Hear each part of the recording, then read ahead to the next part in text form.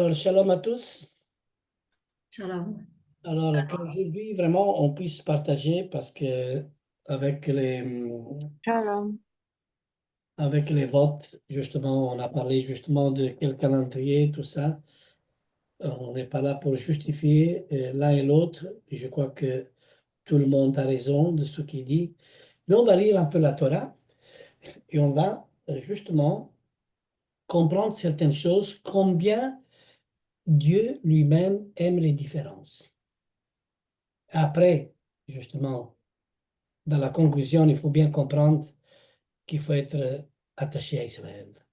Il faut être uni avec le peuple juif. Amen. Et, et si nous sommes unis avec le peuple juif, alors essayons de être avec eux dans la prière Amen. et aussi de regarder comment Dieu les dirige, parce que c'est un peuple prophétique. Et ce peuple a été choisi, et il est choisi par Hachem, afin qu'il soit toujours de témoignage pour les nations, malgré aveugle avec le Mashiach. Il reste toujours le peuple témoin. Joël, on va lire justement Lévitique, chapitre 23, euh, où on va lire justement euh, la fête des prémices. Hein. Je pense que c'est le verset 12. On va garder ensemble. Hein. Le jour où vous agiterez la gerbe, vous offrirez en holocauste à l'Éternel un agneau d'un an sans défaut. Continue. Continue, il faut continuer. Vous y joindrez une offrande de 2/10 de fleur de farine pétrie à l'huile, comme offrande consumée par le feu, d'une agréable odeur à l'Éternel, et vous ferez une libation d'un quart de hin de vin. Continue, continue.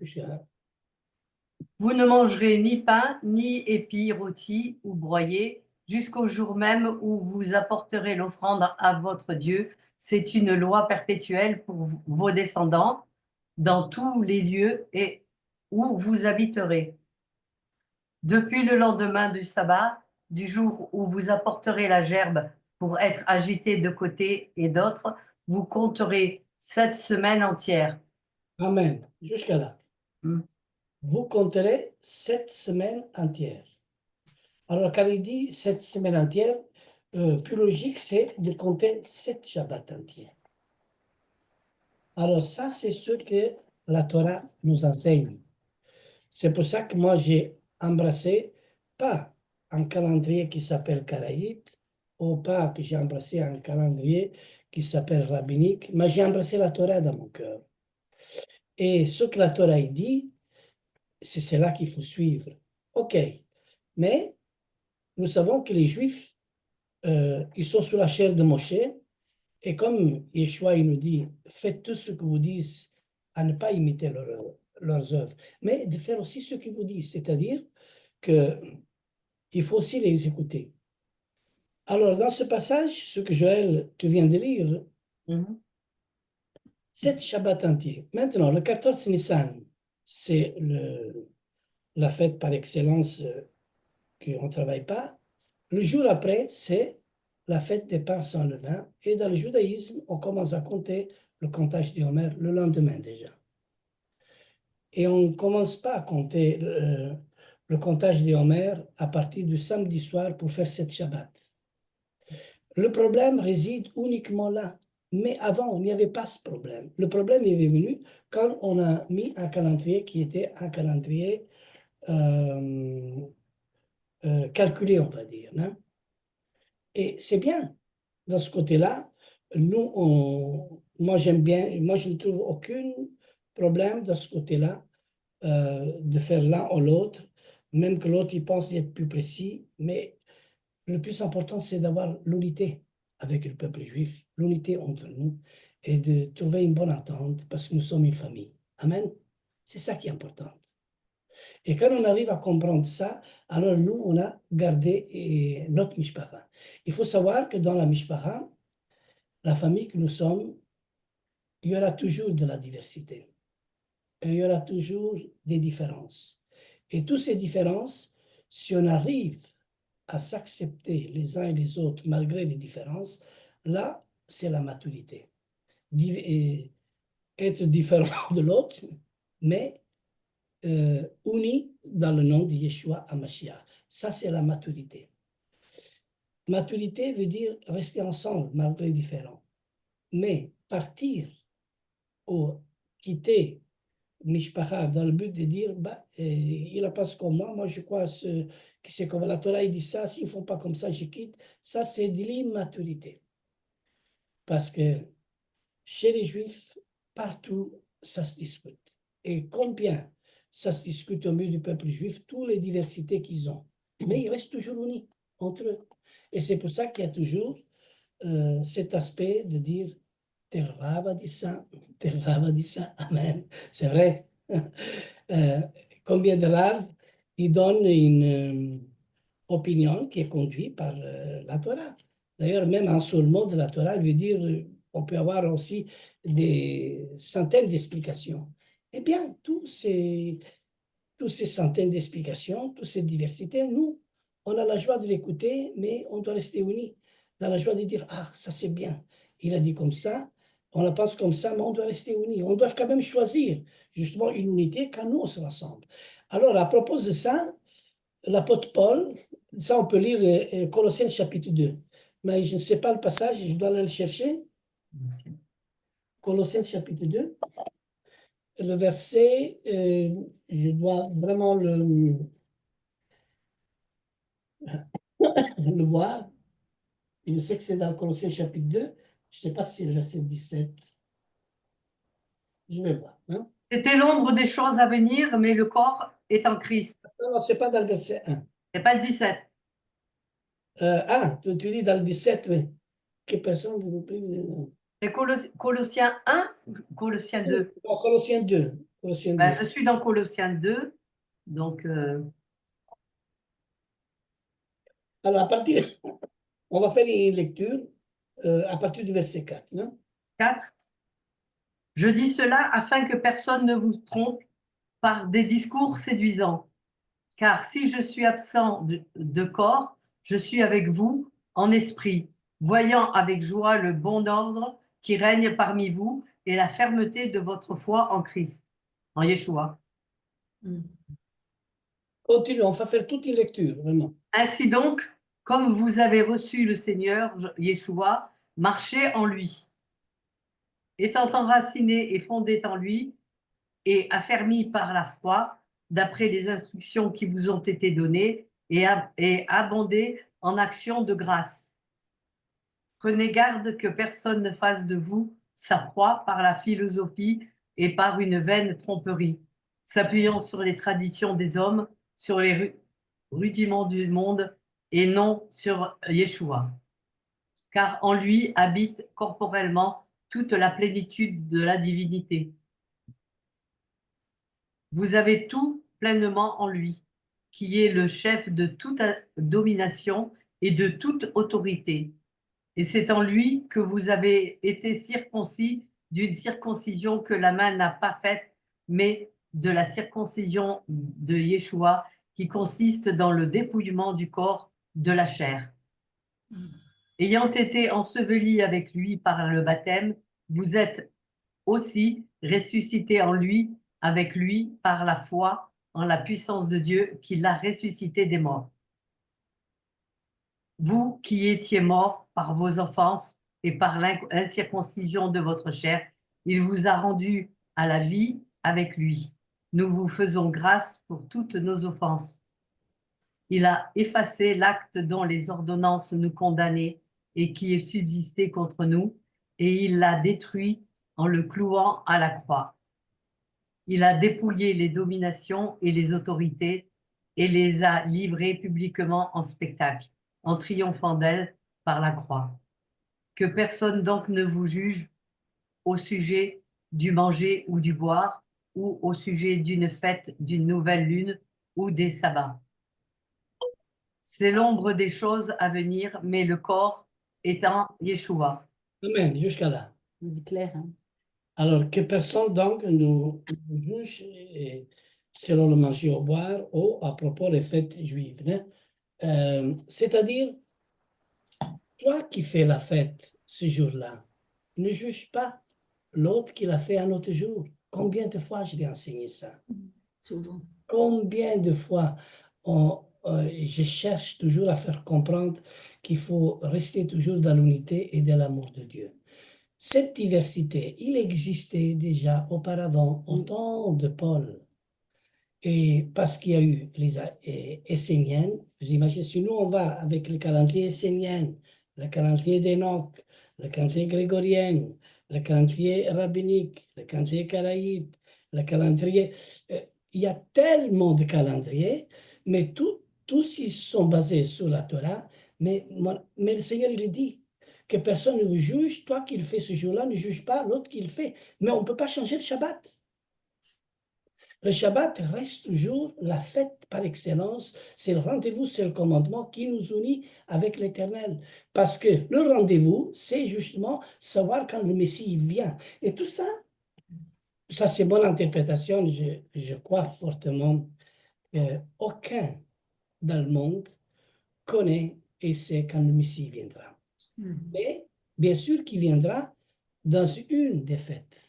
Alors moi, personnellement, je crois que le Messie, il viendra dans la fête du Yom Kippour. Pourquoi? Mais beaucoup, ils disent, non, il viendra dans la fête des trompettes parce que la trompette, il va retentir.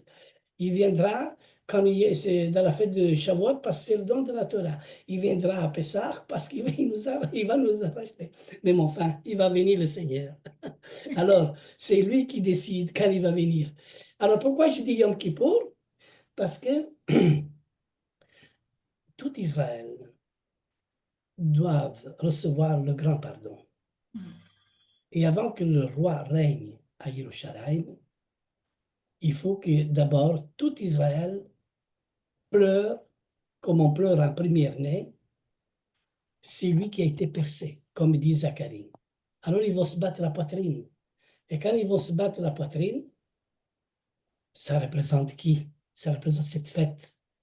Mais avant cette fête de Yom Kippour, il y a la fête des trompettes, c'est les fêtes automnales. Hein?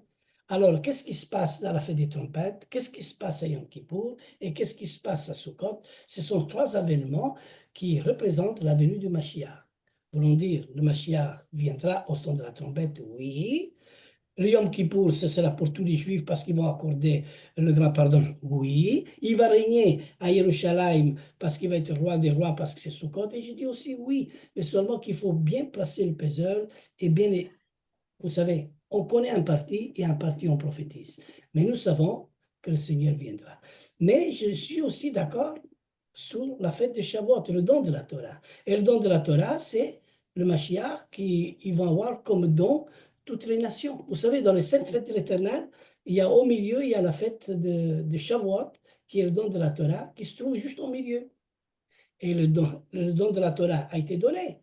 Moshe a reçu quoi? Qu'est-ce qu'il a reçu, Moshe? Il a reçu les 10 paroles. Et les 10 paroles, c'est le don de la Torah. Et le peuple juif a été témoin de ces 10 paroles. C'est pour ça que nous disons qu'Israël est le peuple prophétique qui annonce au monde le don de la Torah, qui annonce le Mashiach, qui annonce la Torah. Et c'est ça le peuple témoin. Et personne ne peut donner ce témoignage au monde, ce n'est que le peuple juif, parce que c'est le peuple qui a été choisi, le peuple juif, pour bénir toutes les nations. Et d'ailleurs, ce Hachem a permis la dispersion dans toutes les nations, c'est pour bénir toutes les nations. Parce que c'est le peuple juif qui annonce au monde la révélation de la Torah et des prophètes et des psaumes. Vous voyez combien le peuple juif est précieux. Ils nous ont tout donné. Tout. Et après, en même temps, on arrive, oui, les traditions, on commence toujours à casser du sucre dans des choses que nous ne connaissons pas, que nous ne comprenons pas. C'est pour ça que le sujet de la sagesse, et je suis en train d'enseigner, mais justement, c'est là qu'il faut avoir une grande sagesse. Une grande sagesse, comment? Et je demande à Hachem, dans cette diversité, donne-nous de la sagesse et donne-nous vraiment ton amour afin que nous soyons l'un et l'autre compréhensive, parce que le Seigneur est bon avec tous nos pensées, parce que toutes ces pensées viennent de Dieu. Et là, que ce soit l'un ou l'autre, euh, nous prenons nos raisons, mais faisons la volonté de Dieu. Aimons-nous les uns et les autres. Ce qui est très bien, c'est de rester unis et de chercher l'unité dans la famille. Ça, c'est important. Maintenant, si je dois me diviser parce que l'un ne la pense pas comme moi, ça, c'est l'œuvre de l'ennemi. Qu'il arrive à nous diviser pour mieux régner lui. Maintenant, ben, même des fois que on accepte un accord, par exemple, la majorité, maintenant, on a accepté le calendrier rabbinique. Eh bien, où est-ce qu'il est le problème? Où est-ce qu'il est le problème? Euh, Tous les juifs, ils font ça, la majorité. Alors, si la majorité, il fait, où il est le problème?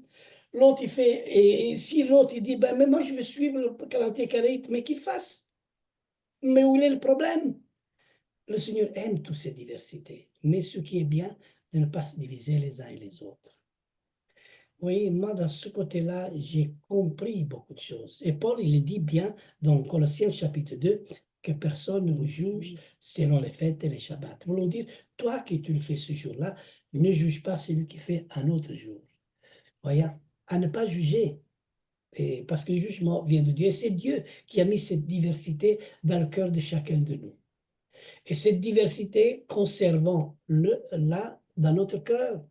Parce que un jour, on va dire, voilà, quand le Messie viendra, on connaîtra, à ce moment-là, on connaîtra la vérité quand le Messie viendra. Amen. Oui, amen. Et c'est ça que nous attendons. Alors, et si, admettons, je vais dire une interprétation et que ce n'est pas ce comment Yeshua il la pense, ben, personne n'a les pensées de Dieu. Et d'ailleurs, même lui-même, dans sa parole, il dit, mes voix ne sont pas vos voix. Alors, de quel droit nous, on se permet de dire, c'est comme ça, c'est la voix qu'il est comme ça, quand lui-même, il dit, personne ne connaît mes voix.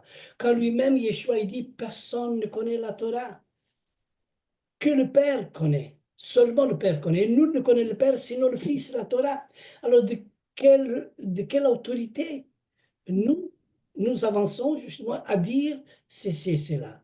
Nous pouvons penser certaines choses, mais vous savez, l'Esprit de Dieu, il se concentre toujours sur la parole. Pourquoi? Parce que la parole doit être glorifiée. Amen. Et Yeshua a dit, quand la Ruach viendra à vous, il me glorifiera. C'est normal. Amen. Et c'est pourquoi il glorifiera, parce que tous ceux qui ont cru en lui, Yeshua, il va les amener au Père. Et, et la Bible dit, nul ne va au Père, ce n'est que par moi. Ouais.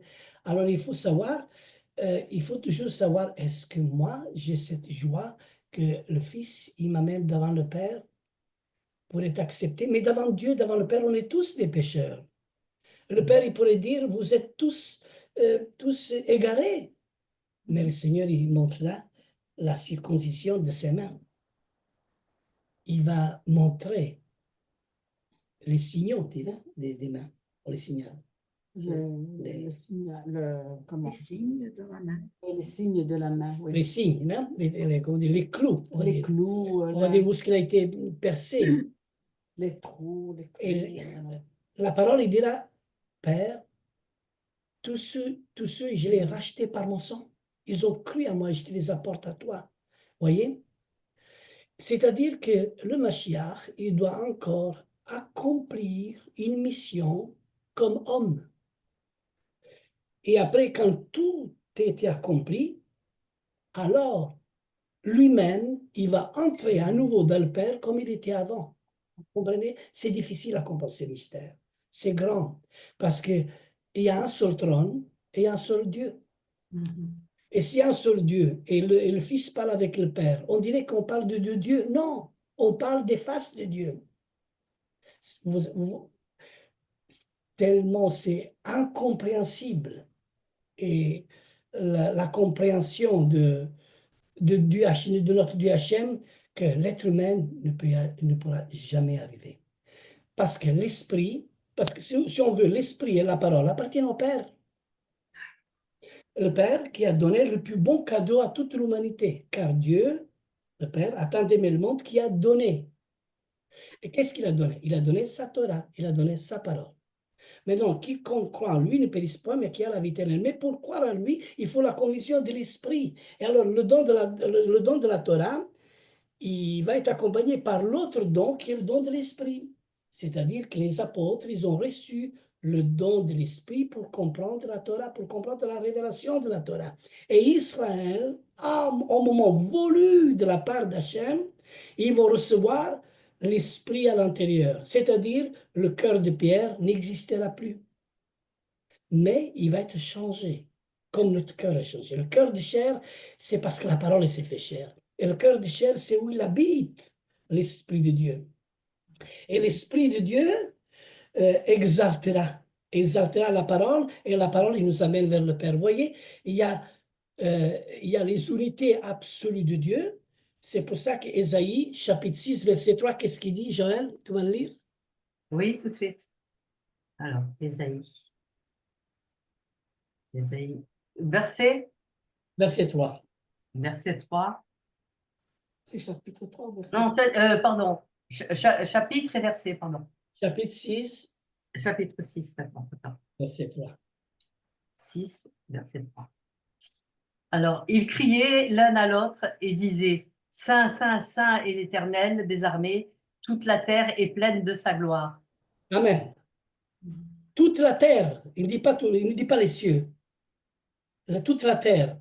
Alors, Kadosh, Kadosh, Kadosh, c'est-à-dire il est 3 fois Kadosh.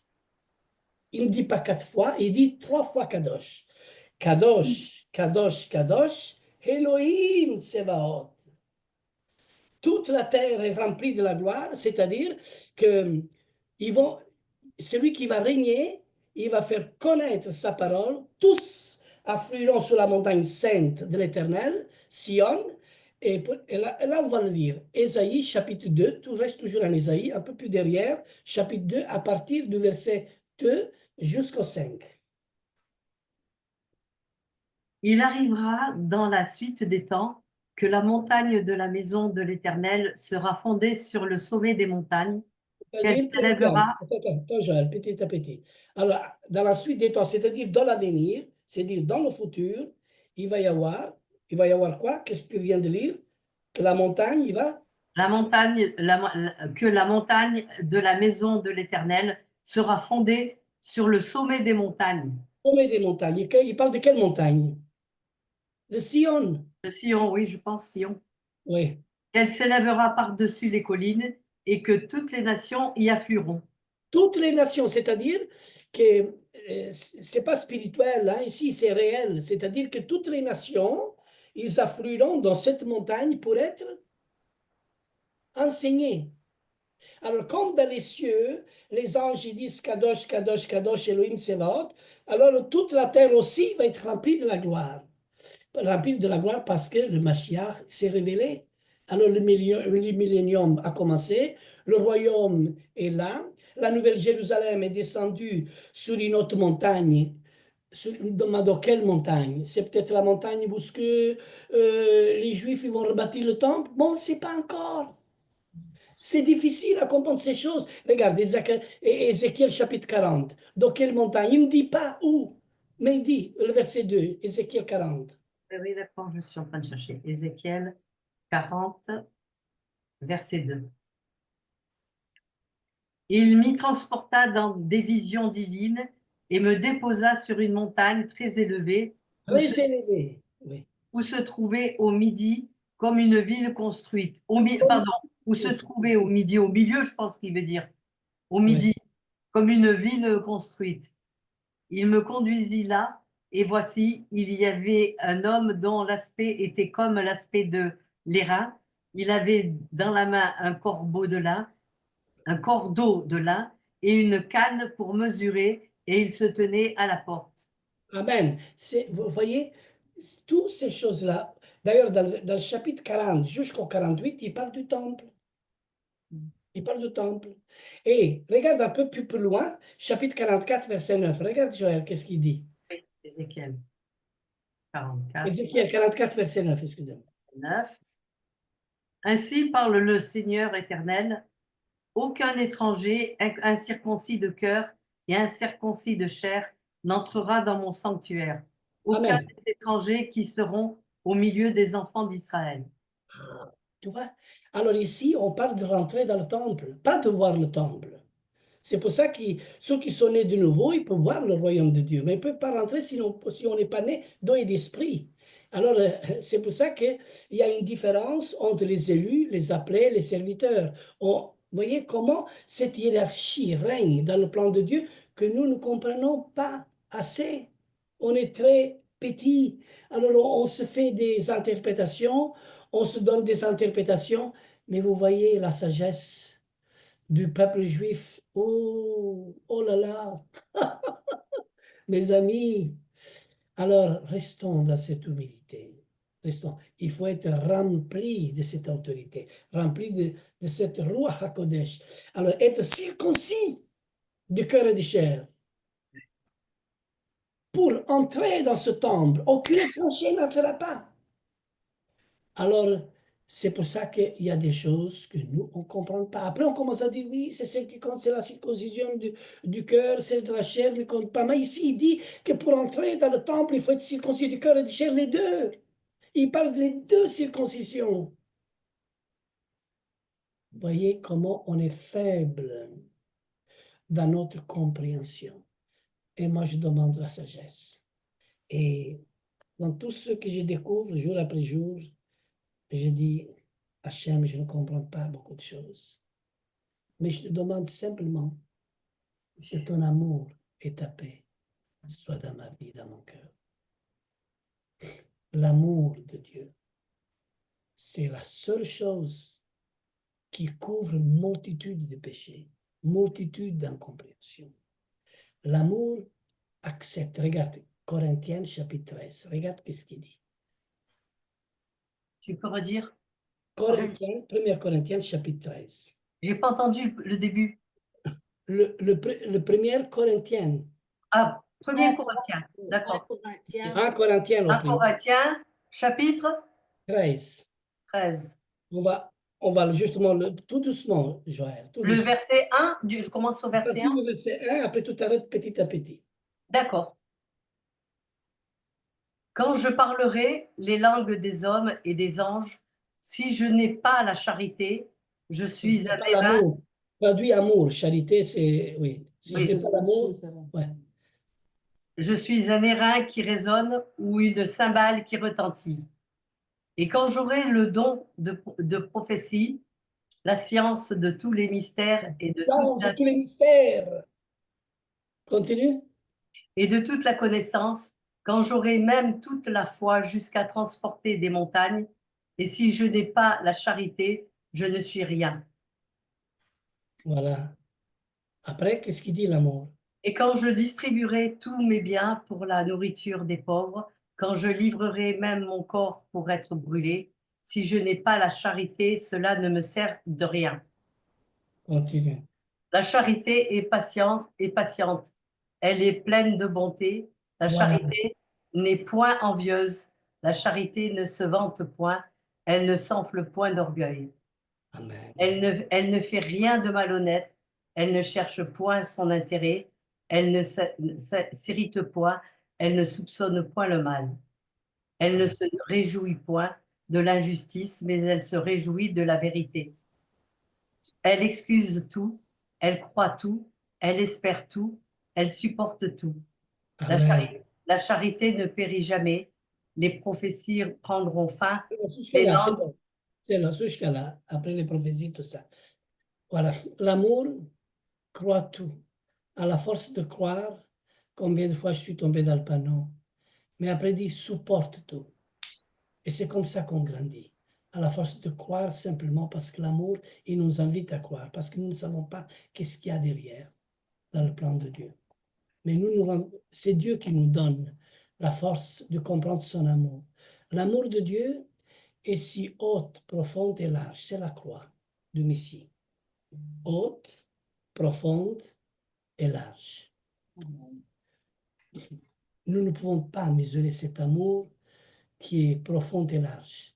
Il n'y a que lui qui a cette grande amour.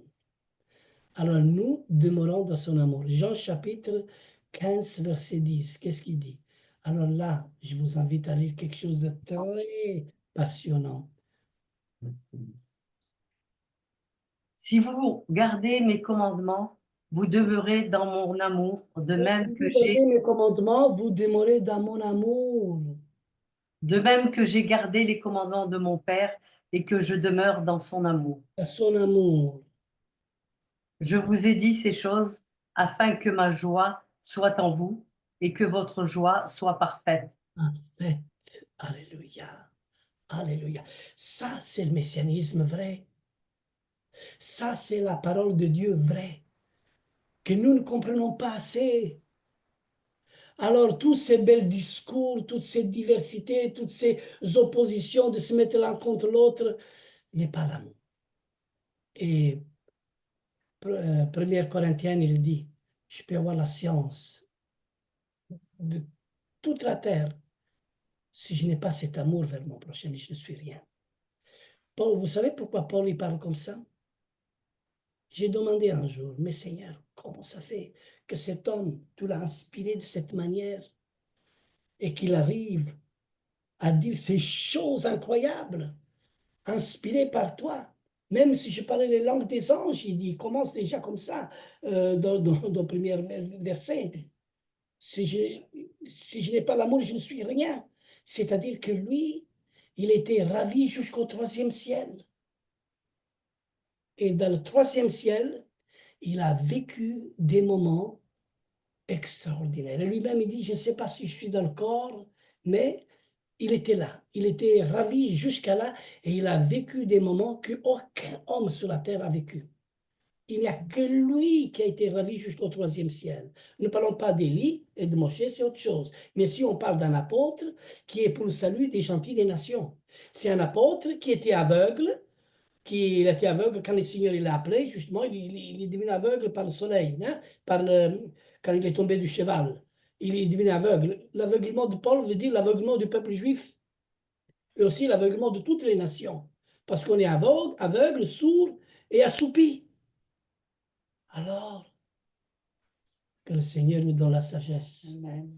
Surtout qu'il nous donne la sagesse à nous tous de comprendre cet amour qui est si haute, profonde et large. Et Paul, dans le troisième ciel, il a expérimenté euh, tout, tout ce que nous ne comprenons pas. Et il le dit dans ce passage. L'amour, à quel point il est inspiré. Quelle parole! Quelle parole! Et il est d'où ces paroles? C'est pour ça que moi je dis toujours un jour, Hachem, c'est le jour où on va se revoir. Quelle joie de voir cet homme. Quelle joie de le voir, cet homme. D'avoir fait. C'est ça le fruit, le travail. Le travail qu'il a été en mission dans les nations pour apporter le Messie, lui en étant juif, mais il a beaucoup souffert. Beaucoup souffert. Et servir Hachem, il y a beaucoup de souffrance, beaucoup. Aidez-moi dans ce travail que le Seigneur m'a donné à faire. Aidez-moi aussi dans cette mission de Naples et après Rome. Il y a beaucoup de travail. Je vais avec la simplicité, mais je sais que le Seigneur a déposé dans mon cœur beaucoup de choses bonnes pour les gens qui écoutent sa parole.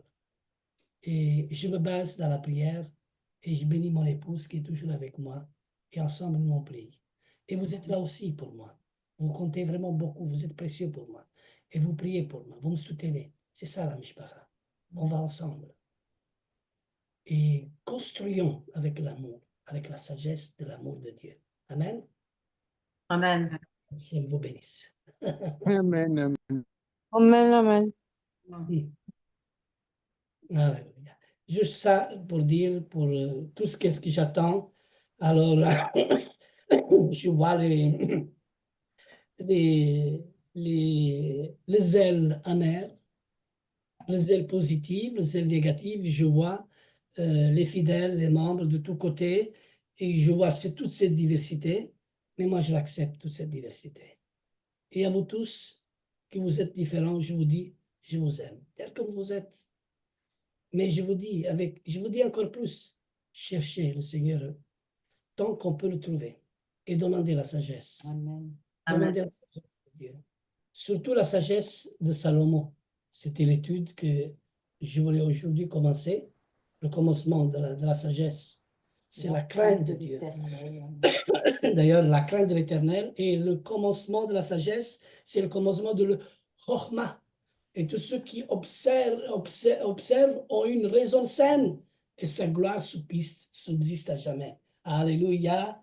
Alors, je ne sais pas si je peux continuer demain, si Ravoussiel n'est pas là. Je ne sais pas s'il est là, qu'est-ce qu'il va parler. Sûrement, il va nous dire quelque chose dans son cœur, on verra bien. Mais sinon, je vais continuer sur le sujet de la sagesse encore. OK?